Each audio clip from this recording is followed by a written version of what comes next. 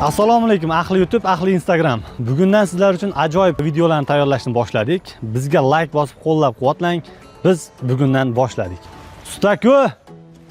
Ustaku! Ustaga yetdimikan o'zi?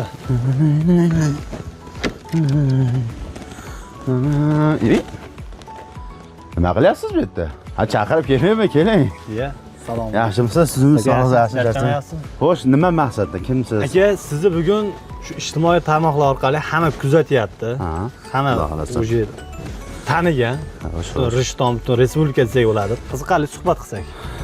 Xudo xolasa, endi nima deymiz? Biz hali yashiradigan sir, boshqa narsamiz yo'q. Qo'ldan kelgancha qanaqa savolingiz bo'lsa bersangiz, men javob beraveraman.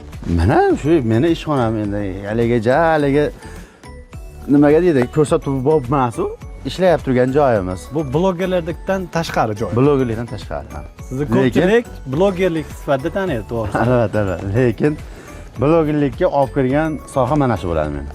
Sababi xo'sh, 2022-yil mana shu hunarni o'rganib, shuni yo'lga solganman. Keyin o'sha Telegram tarmoqlari orqali o'zim reklama qo'yib, rasmlarimni tashlab boshqa qilib, undan keyin Instagram tarmoqlariga, YouTube tarmoqlariga shunday qilib keyin blogerlikka o'tib ketganmiz. Bir kunda necha pul topadi? 1 milliongacha topsa bo'ladi. Yoz oylarida undan ham ko'p topsa bo'ladi. Bu endi gipki kamin hunari nimaga asoslangan? Ko'proq pul topishi, daromad topishi, sotuvga asoslangan. Hamma narsani ham misol bundan boshqa nima narsa ishlab chiqaradigan bo'lsa ham, sotuv yaxshi bo'lsa, daromad qolaveradi. Lekin ming foydasi ko'proq, misol 70% foyda, 30% rasxod bo'ladigan bo'lsa ham, uni savdosi yo'q bo'lsa, umuman nima deydi, foyda yo'q degan. U konteynerlarga taxlab, bosib, ertaga ko'palang bostirib, muddat o'tgandan keyin afsuslanish kerak. Shuning uchun faqat kam foyda qolsa ham, lekin bozordagi o'rni ko'proq sotiladigan mahsulot. Necha kishini jalb qiladi bu ish? Birinchi o'zim o'rganib kelganman. Bitta ustadan yaxshi o'rgatmagan, keyin yana boshqa ustadan o'rganganman, zo'r o'rgatgan. O'sha ustadan o'rganib kelib, o'zim bilan ayolim chiqarganmiz birinchi. Chunki qo'shimcha odam ishlatsam, rasxod minusga kirib ketishi mumkin. Agar o'zim ishlasak, endi kunimizga kuyamiz xolos. Mabodo endi minusga kirsak ham, faqat o'tgan kunimga achinib qolaman xolos deb o'ylab, faqat shu ikkalamiz chiqarganmiz. Misol ustanovka qilish bo'lganda o'zim borganman, ayolim o'rniga chiqarib turgan. Shuna qilib noldan chiqib ketib qolganmiz. Minusdan chiqib ketganmiz. Shunaqa. Bugungi kunda nechta shogird, nechta korxona yoki nechta joyda ishlayapsiz? Bugungi kunda endi hozir ishxonamiz set. O'zi mana shu turgan joyda ham u yog'i imorat, yashash uchun moslashgan, bu yog'i endi ishxona qilingan. Mana shu ishni orqasidan olganmiz. Shogirdlar endi qancha? Ko'p. Balki soni adashib qolishi mumkin. Vodiydan kelgan, Toshkentdan kelgan, Vohadan ham kelganlar bor. Ko'proq shogird o'rgatganmiz. Imkon qadar ishonchim komil bo'lgan olib ketishiga duo qilib chiqarganmiz. Duo olmasdan shunchaki xila yo'li bilan, nayran yo'li bilan o'rganib ketganlar ham bo'lgan. Omadini bersin. Mabodo endi aldab o'rganganda misol. Bugun necha xil turdagi mahsulotlar? Birinchi gipki kamin, keyin terma panel, terma travertin. Hozirgi kunda endi yana bitta narsani rejalashtiryapmiz. Travertinni o'zini ham chiqaramiz deb turibmiz. Imkon qadar endi. Lekin ana vaqt ishchilar salgina nima bo'lib turibdi hozirgi kunda. Shuning uchun rejada bor, lekin amalda endi Xudo xohlasa qilamiz shu narsani. Kengaytiramiz. Necha pul bilan boshlagansiz buni? Buni o'z ikkita biznesni birdaniga boshlaganmiz. Birinchisi xo'sh, brushatka, ikkinchisi bu gipki kamin bo'lgan. Ikkalasiga pul tikkanimizda jami $1400 pulim bo'lgan. Jami 2,5 atrofida pul kerak bo'lgan. Shunda o'zimda xolamdan $1000 qarz olib boshlaganman. Bu ishni boshlaganda bu yaxshi ketgan, ana brushatka sal susroq bo'lgan. U ish qolib ketganda men u ishni bo'lib, bir 2 oyda haliga $1000 berib qo'yganman, minuslardan chiqib. Undan keyin bir yana 2 oy 3 oy o'tib bitta mashina sotib olganman o'zimga. Matiz Hammasi shuni orqasida. Hammasi. Undan keyin Matiz'da bitta Nexia qildik, Cobalt qildik. Cobalt Tracker'da. Hozir bu turgan mashinalar o'zingizmi hammasi? Hammasi emas. Mana o'sha olgan Cobalt'im ukamga anaqa qilganmiz. Necha pul turadi hozir? Bir 7-8 ming olganmiz o'sha paytda. 009chi. 009da.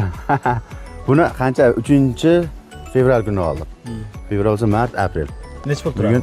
Bugun 3-aprel, 4-aprel. 2 oy bo'ldi mana. 2 oy bo'ldi hozir. 21700 ga oldim. 21700. Hammasi shuni orqasida. Shuni alhamdulillah shuni orqasida. Blogerlik orqasidan nima keldi aka bugungi kunda? Blogerlik orqasidan o'zi birinchi navbatda men blogerlikda misol hamma boshlangan blogerlar daromadi yaxshi bo'lishi mumkin yoki yomon bo'lishi mumkin yoki daromadga qaragan bo'lishi mumkin. Blogerlikni boshlaganimda o'zim aytganman, buni daromadi menga umuman kerak emas yoki 17-darajali deb qo'yganman. Sababi mana mahsulotimni men o'zim reklama qilaman. Doim o'zimning mahsulotimni reklama qilsam, prosmotr kam bo'ladi. Oraga insonlar qiziqadigan yangilik boshqalarga kiritsam, o'sha kanalimda, ijtimoiy tarmoqlarda ularda prosmotr yaxshi bo'ladi. Orada bu Gipikamenda mahsulotimiz bitta reklama qilsam, keyin ko'tarilib ketadi. Shuning uchun o'zimning mahsulotimni reklamasi yaxshi bo'lsa bo'ldi deb boshqa joydagi reklamalarni tekin olganman. Hozirgi kunda ham tekin. Azbek aka, bugungi kunda sizni odamlar usta deb biladimi yoki bloger deb biladimi? Endi yoki biznesmenmi? Qaysi biri? Lekin men usta ko'proq yarashadi menga. Usta ko'proq. Shunaqa. Blogerlik ham misol blogerlik ertaga internet ishlamay qolsa yo'q bo'lib qoladigan narsa deb o'ylayman. Misolda, mana hunarim bor, alhamdulillah. Ertaga misol 0 darajadan olib chiqib ketgan mana shu hunarim bo'ladi. Shuning uchun juda hurmat qilaman. Halol mehnat qilgan, o'sha o'zini kasbidan sevgan insonlarni. Obunachilarim 125 mingta. YouTube'da lekin bitta narsa YouTube'da ozgina nima deydi? Mas'uliyat talab qilar ekan. Yangi kanal ochib qo'yamiz, ayb ish qilib qo'yamiz, zalyot qilib qo'yamiz. Misol nima deydi? Video jarayonida qanaqadir musiqa ketib qolsa, avtorskiga qo'yib yuborishadi. Yana bloglanadi, boshqa bo'ladi. Shuna bir 2 marta 3 marta kanal ochdim. Hozir 6,5 mingtalik kanalim bor. Yana 126 mingtalik kanalim, uni sotib olganman. Qo'ng'iroq qilishadi. Qaysi sohada shogird oling? Blogerlik sohasidami yoki bu ish sohasidami? Blogerlik sohasida men o'zimni hali bir yetuk yo ustaman yo ustozlikka loyiqman deb bilmayman. Mabodo kimdir mendan misol so'rasa, imkon qadar bilganimda aytaman. Misol mana bu yerda nima qilish kerak, yo obunachi ko'paytirib nima ish qilish kerak desa, Instagramga kuniga 3 marta 4 marta video qo'ysang, avtomatik ko'payadi deyishim mumkin. Lekin bir haftada bitta video qo'ysa ko'paymaydi. Shuning uchun aytishim mumkin. Bu Gipikamen sohasi bo'yicha hozirgacha misol qo'ng'iroq vohalardan ko'proq shogird oling yoki shogirdga o'rgating, shogird tushaman deydiganlar bor. Vaqt soati bilan rejalashtirib o'rgatishimiz mumkin. Azbek aka, ustalar degan nom qayerdan keldi aka? Ustalar o'z degan nom endi bitta narsa maktab paytidan beri o'sha bitirishga yaqin ustachilikni boshlaganmiz, Xudoga shukr, rizqqa yarasha. To hozirgi kunga, ya'ni bir 10 yil, 15 yil o'tib ketdi oradan biz maktabni bitirgandan keyin. Shundan beri ustamiz. Shuning uchun ozmi ko'pmi ustalarga oid videolarimizni qo'yganligimiz uchun ustalar o'zi deganmiz. Kanalimizni foydali tomonlari imorat qilmoqchi bo'lgan, usta ishlatmoqchi bo'lgan yoki ustalar shularga foydasi ko'proq. Bu kanal pulga kirganmi hozir? Istoriya, post. Necha pul? Endi pulga xo'sh, ko'nglidan chiqargancha deymiz. Hozirgacha narx aytmayman. Bersa olaman, bermasa men roziman deb qo'yaman, tamom. Yo, uzoq joylarga, misol siz Toshkentda ko'ryapsiz, Toshkentda ko'ryapsiz, Voliyda ko'ryapsiz. Toshkentga endi anaqa bordi keldi, benzin pulini bersa bor. Shu benzin puliga. Xullas nima deydi? Bu ikkinchi kasb, ikkinchi hunarlik uchun 100% summa etmayman. Blogerlik yoki ustalar? Qaysi biridan boshlashni tavsiya qilasiz? Endi birinchi navbatda o'zi inson o'zi mutaxassisligi qilyapti turgan ishi o'ziga yoqadigan, qilyapti turgan ishlari o'zini quvontiradigan darajada bo'lsa, o'shandan boshlash kerak. Yo, endi misol kimdir nima ish qilishni bilmayapti, lekin siz kanalingizni ko'ryapti-da, sizni ustalarni ham bilyapti, blogerni ham bilyapti. To'g'ri. Birinchidan men o'zim ham shu ustalarchilikdan boshlaganman. Ustalarga oid chiqarganim uchun shunaqa deyishimda o'ylashadi ko'pchilik. Ustachilikdan boshlagan ham, hozirgi kunda bitta narsaga aytamiz, O'zbekiston sharoitida, O'zbekistonda o'zini ishini mutaxassisi bo'lgan, misol oddiy malyarchi usta deymiz yoki fundament qo'yadigan usta yoki g'isht teradigan usta bo'lsa ham, hattoki bir 10 yil oldin qishda ish yo'q bo'lib qolardi. Ustalarimizda hozirgi kunda qishti kunida ham o'sha ustalarimizga ish bor. O'zini ishini ustasiga ish bor. Doim. Endi bekor qolmaydi.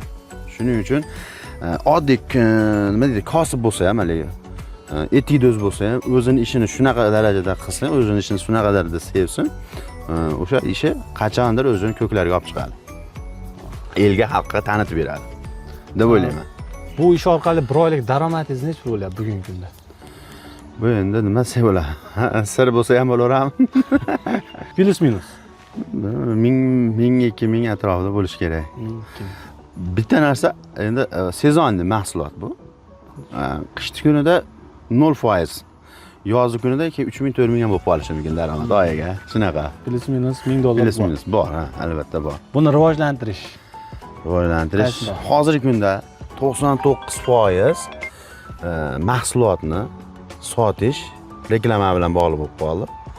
Shuning uchun eng katta rivojlantirish uchun o'z mahsulotini reklama qilgan odam rivojlantiryapti. Bozorlar kasod bo'ldi. Sababi 5 yil, 10 yil oldin bozorga darvozachi darvozasini olib chiqardi. Yoki mebel ustasi mebelni olib chiqardi. Hozirgi kunda qaysi bozorda qoldi misol? Hozirgi kunda qaysi bozorda qoldi? O'sha darvoza olib chiqadigan yoki mebel olib chiqadigan ustalarimiz yo'q bo'lib ketdi. Faqat reklama beryapti, o'sha qilyapti turgan ishini uyda reklama qilyapti. Klientlar bo'lsa internetdan ko'rib, misol vodiydagi mahsulotni ko'rib, vohadan kelishyapti yoki qo'ng'iroqda dastavka qilg'izyapti. Onlayn. Sizda keyingi bosqich qanaqa misol? Keyingi bosqichim endi buni ishxonamizni rivojlantirish yana. Buni blogerlik yana hobbi shu. Hobbida. Bo'lsa bo'ldi. Agar bo'lmay qolsa men xafa ham bo'lmayman, norozi ham bo'lmayman. Shu eng asosiy masalasi shu ishimizni rivojlantirish. Lekin hozirgi kunda bu blogerlikka ham e'tibor juda kuchayib ketdi. Misol qo'ng'iroqlar keladi. Bitta videoga olib internetga yuklab berganimizdan keyin reklama beruvchi yana chaqiryapti 15 kun yoki 20 kun, bir oy o'tib. Shunaqalar ko'payib ketdi klientlarimiz. Shuning uchun o'zimning ishimni ukamga topshirdim. Ishxonadagi ishlarni. Zo'r. Motivatsiya qayerdan olasiz? Sizga qayerdan keladi? Motivatsiya endi ota-onasining duosi deb o'ylayman. Eng kattasi shu. Chunki bu dunyoda buni o'ylab qarang. Ota-onaning duosi deb o'ylayman. Sababi o'zimdan kelib chiqib aytaman. Nima say bo'ladi? Do'stdan pand yeganmiz, boshqadan, endi atrof muhitdan hamma ishongan insonlarimizdan pand yeganman. Shuning uchun menga dalda bo'lganki, ota-onamning duosi va misol nima desa bo'ladi? Shu menga dars bo'lgan. Eng yaqin insoningga ham ishonma degan fikr kelgan. Lekin bitta narsa, shu meni aldagan yoki misol menga hiyla-nayrang ishlatgan eng yaqin insonlarim bor. Ular vaqt o'tib yuzimiz ko'rishib qolganmiz. Lekin u ancha pastda uringan darajada, ancha balandda bo'lib qolgan. Shuning uchun fikr, mulohaza bo'lgan, noto'g'ri ish qilganman ekan degan narsa bo'lib qolgan. O'zingizning obunachilaringizga, bizning obunachilarga nima deb qolasiz? Obunachilarga endi nima deymiz? Rejalashtirgan ishi amalga oshmasa, hech ham xafa bo'lmaslik kerak. Faqat nima deydi? Bu ish o'xshamadi. Keyingi ish uchun yo'l ochilgan bo'ladi. Eng asosiy to'xtalib qolmaslik kerak. Yigit kishi bilan, ayol kishi bilanmi, qiz bola bilanmi? O'xshamadimi? Boshqasiga o'tish kerak. Keyinchalik bu nima deydi? Odamning fikri, xayolida, misol, shu ishni qilganman, o'xshamagan, endi qilmayman, boshqa ish qilaman degan fikr bo'lishi kerak. Shunaqa men endi buni 2016-yil xizmatga borganimda ana qilgandim. Shior qilib olgandim. Rejalashtirgan ishlaring o'xshamasa, xafa bo'lmas qilma. Asosiysi boshqa ish uchun yo'l ochildi, faqat to'xtab qolma. Qishloq sharoitida noldan boshlayman degan oddiy odam uchun menimcha manfaatli video bo'ldi. Albatta, misol qishloq sharoitida misol bu videoni ko'rsa, tushkun kayfiyatda yurgan insonlar yoki nima ish qilishini bilmay turgan insonlar bir ish qiladigan dalda bo'lishi mumkin. Yoki misol shahar sharoitida ham endi rizq qilib bergan Alloh misol yedi ishda qorin buni g'amini yemasligimiz kerak. Qilayotgan turgan ishimizda faqat nima deydi? Sidqidillik bo'lishi kerak. Foyda, daromad bo'ladigan bo'lsa, soqqan o'ylab qoladigan bo'lsak, u ish oxiri nima nolga teng bo'lib qolishi mumkin. Aka, sizga rahmat vaqt ajratganingiz uchun. Sizlarga ham rahmat. Sizlarga omad. Doim nima deydi? Ko'rsatilgan omad. Kelgusida endi biz nima deymiz? Kichkina inson, kichkina qishlarda bir kichkina o'zim katta bo'lganim bilan kichkinaman deb o'ylayman. Insonlarni katta insonlar oldida, shuning uchun katta insonlardan ham iloyim intervyu olish nasib qilsin sizlarga. Omadlaringiz bersin. Salomat bo'ling.